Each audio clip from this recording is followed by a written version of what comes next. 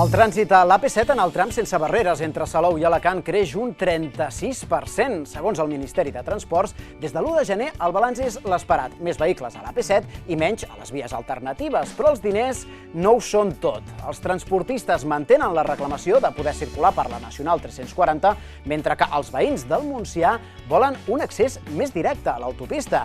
Anem per parts. Quants vehicles circulen a dia d'avui, més o menys? Sílvia Alarcón, de Canal 21 Ebre, per l'AP7. Bona tarda, Pere. S'aproxima que hi ha uns 24.000 vehicles que circulen per aquesta AP7. Una part d'aquests vehicles han deixat, per tant, de circular per vies paral·leles, com són la A7 i la Nacional 340. En concret, es calcula més o menys un 40%. Però, com bé deies, les reivindicacions continuen. I continuen de la mà de transportistes que demanen poder accedir a la Nacional 340 per tal d'evitar situacions com aquesta. Com veiem, àrees de serveis en què estan saturades de camions, sobretot en aquestes hores més punta. Saludem a Lluís, ell és membre de la Federació de Transportistes de Tarragona. Lluís, molt bona tarda. Bona tarda. Explica'ns, per què reivindiqueu poder accedir a la Nacional 340? Reivindiquem poder accedir a la Nacional 340 en moments puntuals per avituallaments, per repostar i per fer els descansos que estem obligats, perquè aquestes àrees de l'autopista normalment se troben saturades. A partir d'aquesta hora tot el camió que ha de fer el descans diari se troba obligat a fer el descans en aquestes àrees que se queden petites al cap del... Exacte, quina és la situació? És a dir, es queden petites, per tant, molts cops arribeu, no podeu accedir, i què heu de fer? Doncs aparcar com pots, perquè el que no pots fer és continuar circulant, perquè això és una sanció i un problema més gros, i aparcar com se pot i arriscar-te amb una denúncia, aparcar als puestos dels cotxes o aparcar en el carril de sortida, amb el perill que això comporta. Quants descansos heu de fer els camioners? Doncs al mínim entre 9 i 11 hores diàries en el que no pots bellugar el camió en cap moment, encara que estiguis mal aparcat. Per tant, a la Nacional 340 entenc que hi ha més accessos, més sortides i més espais per poder parar, no? Estan més espaciats, o bueno, hi ha més quantitat, o sigui, aquí se trobem que les àrees estan per damunt dels 30 quilòmetres de distància entre una àrea i una altra. Aquestes àrees estan massa lluny una de l'altra. Això suposa un trajecte de 30 minuts per almenys per un camió. Cosa que de l'altra manera hi ha altres restaurants, hi ha altres puestos en els que podem escollir una mica allà on pots parar. Lluís, gràcies també per atendre'ns i esperem que aquestes reivindicacions siguin escoltades. Encantat.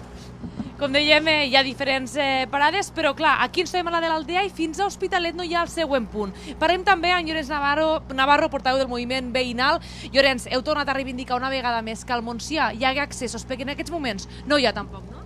No n'hi ha, i sol·licitem, perquè és molt important per una comarca del Montsià, que tingui una sortida i una entrada.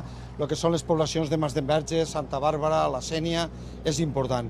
Però bueno, la nostra lluita, sobretot, era importantíssim que fins a la Jonquera sigui gratuïta. 17 mesos falten i no pararem.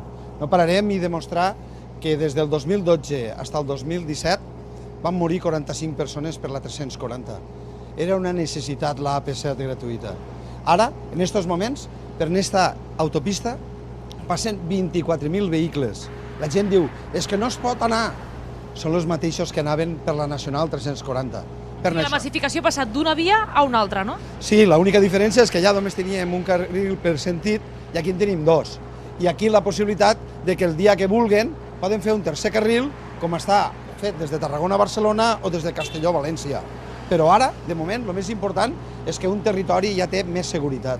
Estem parlant de vides humanes. Per a nosaltres és el més important. I anem a lluitar perquè, a més, sigui gratuït. D'aquí uns dies gaudirem de com enderroquen les cabines. Per a nosaltres això és molt important, però sobretot és important que la gent no s'aconforme i que no els enganyen, que no es deixen enganyar en les paraules pagar per usar, pagar per contaminar. Ja ho fem, ja hem pagat per usar i per contaminar. Ara volem circular, volem gaudir i poder apropar-nos als grans centres que són les capitals, que tot passa a potenciar aquells grans nuclis i els nostres territoris queden despoblats. Nosaltres volem estar més a prop, no més lluny. Moltes gràcies, Llorenç, també per atendre'ns. Aquestes són les reivindicacions. Sentim els transportistes i sentim també aquest moviment que continua aquesta lluita. Fa aproximadament 2 mesos que es va alliberar l'autopista AP7 en aquest tram, però aquestes són les reivindicacions que continuen i que continuaran lluitant. Nosaltres estarem atents a veure si estan escoltades. 2 mesos de l'obertura de barreres i 17 perquè obrin la resta de l'AP7. Moltes gràcies, Sílvia.